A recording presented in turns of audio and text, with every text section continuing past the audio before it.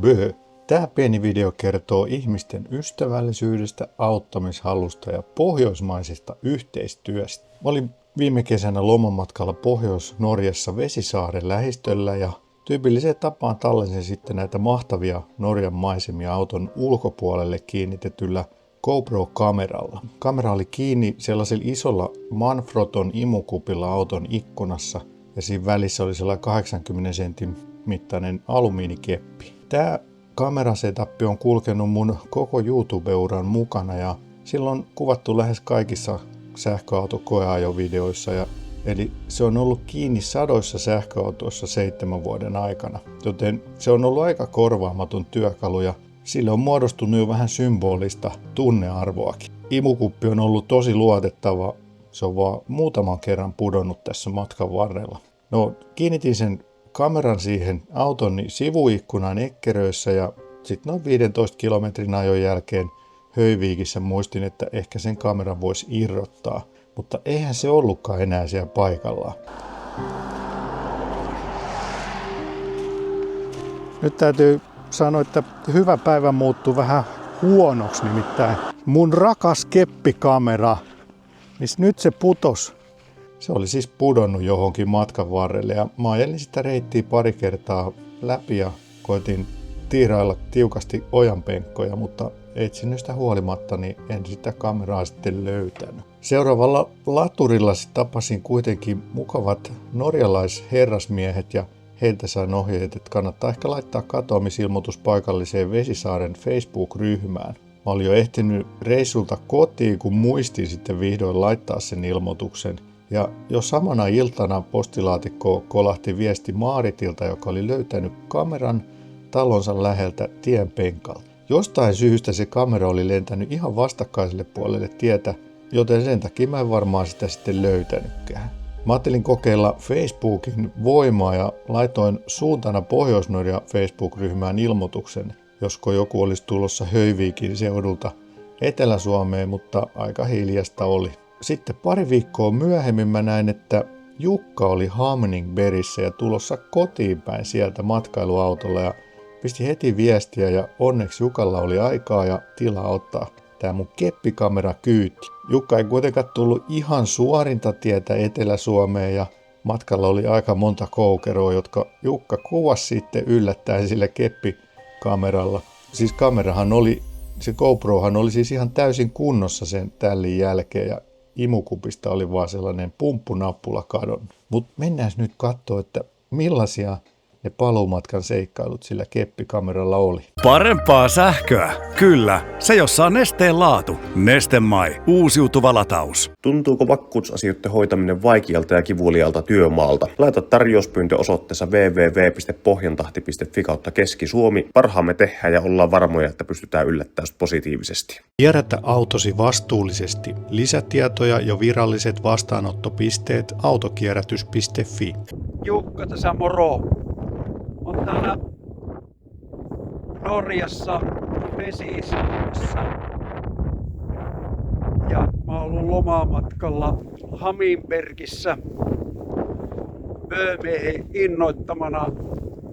Tuli tämmönen pikku sivukoukkaus työmatkalla katselemaan näitä Norjan maisemia ja laittoin Hamningbergistä semmosen yhden kuvan jakkoon tuonne ja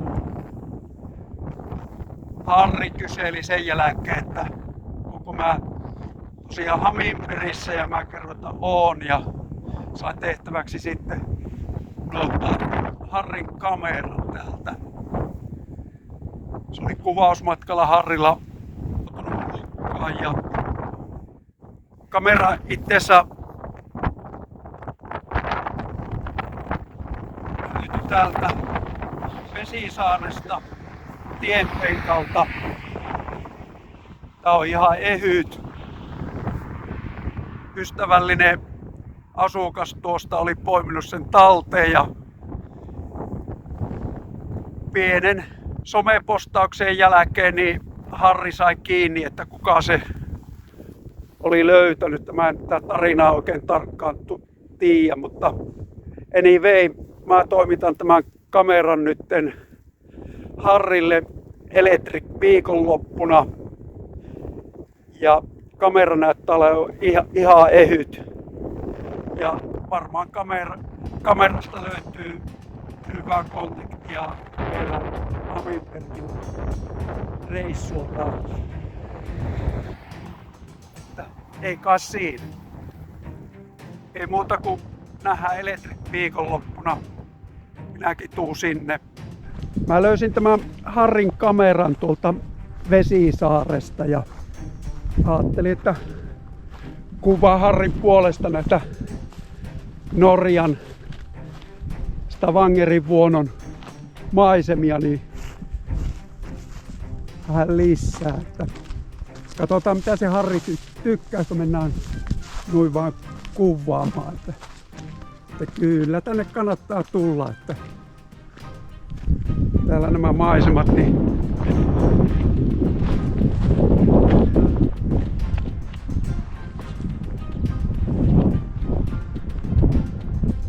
nyt lähti kamera takaisin Suomeen päin, että yritetään saada turvallisesti tämä Harrin kamera niin perille sinne, että tässä saattaa muutama seikkailu tulla vielä välillä, että mulla ei ole oikein tietoa vielä, että mitä kautta mä sinne Electric viikonloppuun pääsen, että mun pitää hoitaa useampi työasia niin sinne, mutta kuvataanpa vähän tässä, että minkälaista seikkailua tämä kamera saa tässä ennen kuin se Harrille joutaa.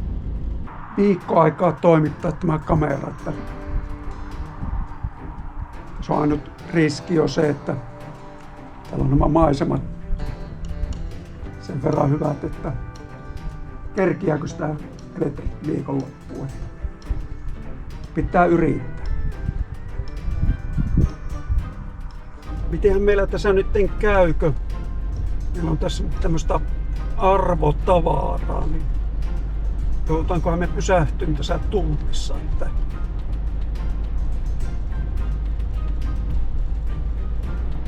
norjalaiset ei ollut kiinnostunut arvotavarasta, että katsotaan kiinnostuuko se Suomen tulli, niin täällä on mukava tämmönen aurinkoinen päivä, että tässä on 2-3 päivää tullut pelkästään vettä, että aina silloin tällä on ollut sievempää, että 600 metrin päästä jatka Nuorgamintie, reitti 970. no niin. Jatka tiellä reitti 970 47 kilometriä. No niin. Nyt on saatu kamera sitten Suomen puolelle, että katsotaan nyt, miten tämä matka jatkuu.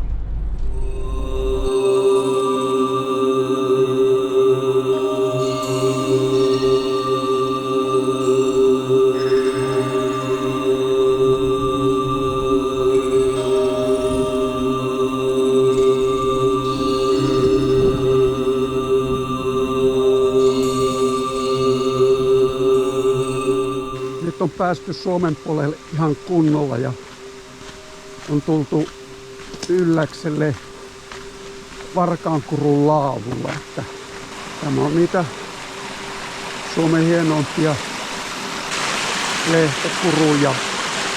Ja Ylläksellähän nämä makkaranpastopaikat, niin tämä on ihan viimeisen päälle.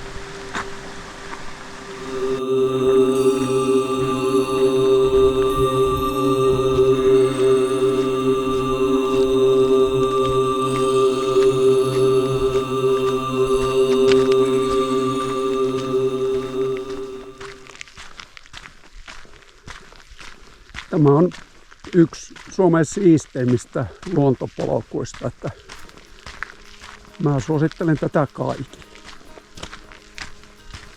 Tämä Varkaankurun polku alkaa tässä pikkuhiljaa muuttumaan täydelliseksi kivierämaaksi.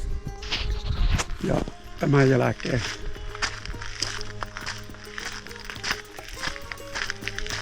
Mä oon sekä kesällä ja talvella äärimmäisen hieno.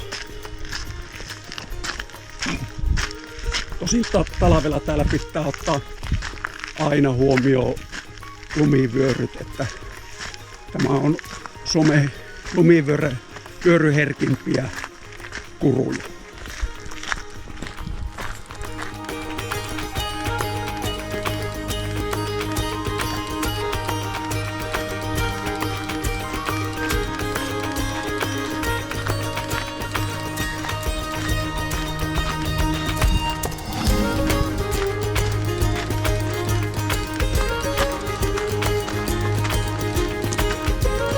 Tässä alkaa nyt olemaan tämä Varkaankurun varsinaisen kuruosue toinen pää. Ja tämä kuruhan on syntynyt jääkauden aikaa vesien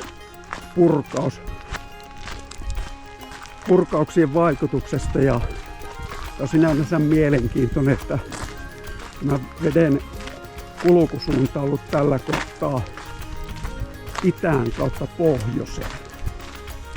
Mutta tätä jatkuu oikeastaan tätä tasaista kivipohjaa vielä pari kilometriä tuonne pohjoiseen suuntaan. Että kyllä sitä pystyy kuvittelemaan, että se on semmoinen muinaisjääkautinen joki.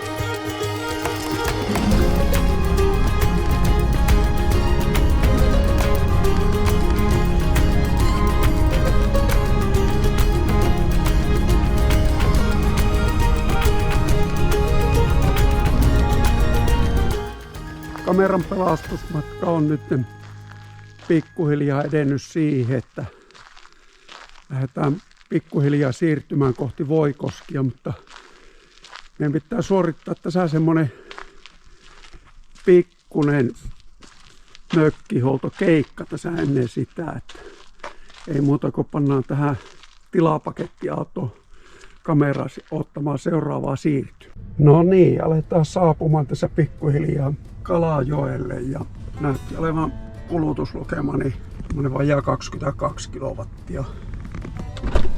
Satasella tuossa, että vesisäikkelillä niin peräkärrun kanssa tämä, ja onko se niin hirveän paljon. Mä oon viritellyt tätä peräkärrua sillä lailla, että se on perässä tämmönen hieno tuuliohjari, joka poistaa peräpyörteen kokonaan. Eikä siitä. Kalajoen rannat näin niin kuin vesisatteella, niin tää on Suomen hienompia paikkoja aurinkokilille. Lähdetäänpä katteleen. No niin, nyt lähdetään tulee tänne mökkirantaan ja mulla on täällä Kalajoella kuusikkonokassa ja tässä on mun Meritähti 20 mökki, Meritähti 34 mökki ja sitten tämä on Rantadyyni 32 mökkiä. Nämä on sähköautoilijoille oikein unelmamökkejä, että kun täällä on laturit heti niinkö valmiina. Että ei muuta kuin otetaan töpseli seinästä ja pannaan auto lattaukseen. Ei kai siinä. Tosiaan näissä kaikissa mun vuokramökkeissä Kalajoella, niin näissä on latausmahdollisuus ja tässä on kuormahallittu laturi, toiminut äärettömän hyvin. Täällä on tämä ranta ja kaikissa mun mökkeissä on porealtaat tai paljut, että tämmöiset perusfasiliteetit rantamökkeissä on ja kaasugrillit ja muuta. Käydäänpä tuolla sisällä vilkaisemassa, miltä se tuo ranta näyttää. Että tässä kaikissa muissa mökkeissä on tällä hetkellä nämä paljut niin on katoksessa, että ne on äärimmäisen suosittuja, että suunnilleen tyhjää viikonloppua ei ole milloinkaan. Ei kassi. Nämähän on tämmösiä hyvin varusteltuja perusmökkejä. Kaikki mukavuudet löytyy. Kaikki. Nämä mökit on 10 ihmiselle varustettu. Se rantamaisema ei paljon parempi enää Piekkasärkillä ole. Tämä on turvallinen ranta-alue on tässä, että syvenee tasaisesti ja tässä kohdalla ei ole syvänteitä. Tämmöisiä perusmökkejä tosiaan niin multa saa, että kesäkaudet nämä on käytännössä loppuun vuokrattu. Mutta jos sähköautolla tulee, niin ainakaan se lattaamisesta ei jää kiinni. Ja tässä kun illalla istuu tässä lämpimässä altaassa, niin ei se tämä maisema tästä enää parane. No niin, tässä on sitten mökkirannat tässä. Että tässä on tosiaan 3,5 kilometriä hiekkarantaa. Ja vesi on nyt tosi alla, että oikeastaan tuossa näkee, missä se on se normaali veenpinta. Että syys-pohjoistuuli niin laskee sen 0,5 metriä tuota meriveen pintaa. Jos sähköautolla liikkuu, niin ainakaan sähköauton lattauksesta, niin ei se loma jää kiinni. Että mulla on 6 hyvää vaihtoehtoa tässä ja jokaisella onnistuu sähköauton lattaus. Ja sanottaisiko sillä lailla, että sähköautoasiakkaat on aika merkittävässä osassa mun mökin vuokrausta. Että kyllä ne osaa nettimökistä katsoa, että missä se on se sähköauton lattaus sallittu. Ja varsinkin jos on tehty vielä helpoksi. Ei muuta kuin tervetuloa lomalle Kalajoelle. Täällä Kalajoellakin on alkanut päivän päälle niin aurinkokin paistamaan. Että nyt alkaa nämä mun paljumökikki näyttämään auringonpaisteessa pikkusen mukavammaltakin. Että tuossa katoksissa on tämmöiselläkin kelillä aika mukava olla. Se on merenrannalla. Eikä siinä. Mä jatkan seuraavana sitten niin vähän semmoiselle premium mökille, että lähdetään kattoo sieltä. Että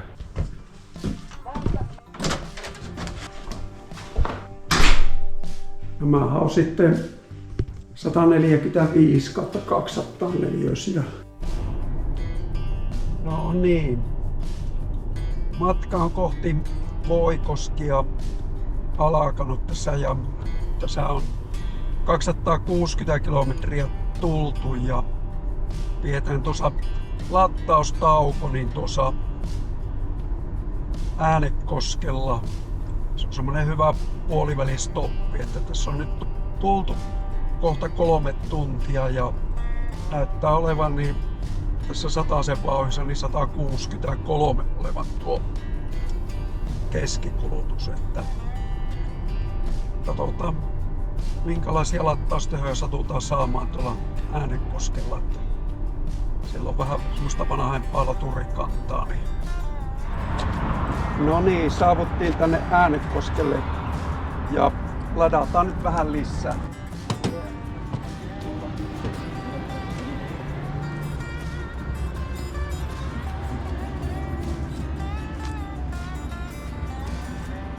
Se on sangen helppoa tämä Teslan lattaaminen, että ei muuta kuin piuha kiinni ja aloitetaan lattaus. Olen joskus miettinyt, että miksi se ei voi olla muissa sähköautoissa näin helppoa, että pannaan töpseli vaan paikalle. Tämä on mitä Teslan parhaita ominaisuuksia. Ei muuta kuin 10 minuutin tauko. No niin, meillä alkaa olla kohta 70% virtaa. Eiköhän me ole aika jatkaa matkaa. Että nyt aletaan saapumaan tänne Voikoskin Feelingin alueelle. Että seuraava asia on, niin lähdetään kahtelemaan, mistä me Harri löydetään. Että päästään pallottamaan tämä kamera Harrille.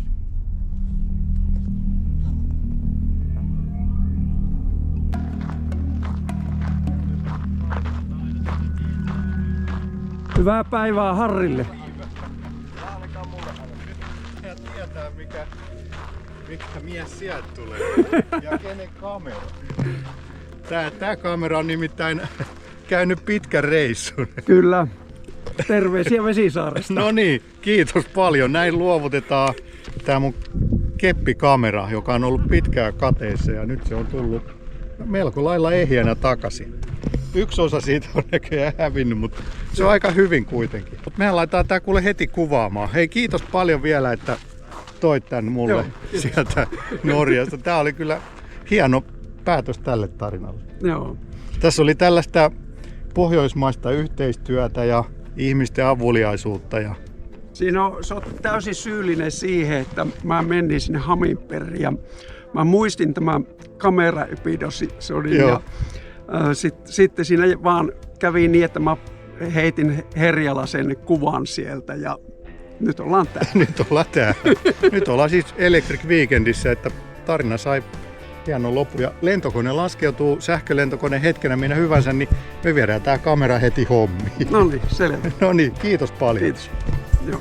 Keppikamera pääsi siis onnellisesti kotiin ja nyt suuret kiitokset siitä norjalaiselle herrasmiehelle, erityisesti Björn Tore Inkilälle, mystiselle Maaritille, joka asuu keltaisessa talossa koirien kanssa, sekä tietysti Jukalle, joka ystävällisesti palautti kameran ja ulkoilutti sitä hienoissa suomalaisissa maisemissa. On kyllä hieno nähdä tämä somen voima ja ihmisten auttamishalu ja ystävällisyys yli rajojen. Suurkiitos teille kaikille. Käykää kommentoimassa ja tykkäämässä videosta ja jos et ole vielä tilannut kanavaa, niin käykää tilaamassa, koska keppikameran seikkailut jatkuu taas arkisten töiden merkeissä. Ehkä sitten taas ensi kesänä pääsee sekin lomalle. Pöi pöi!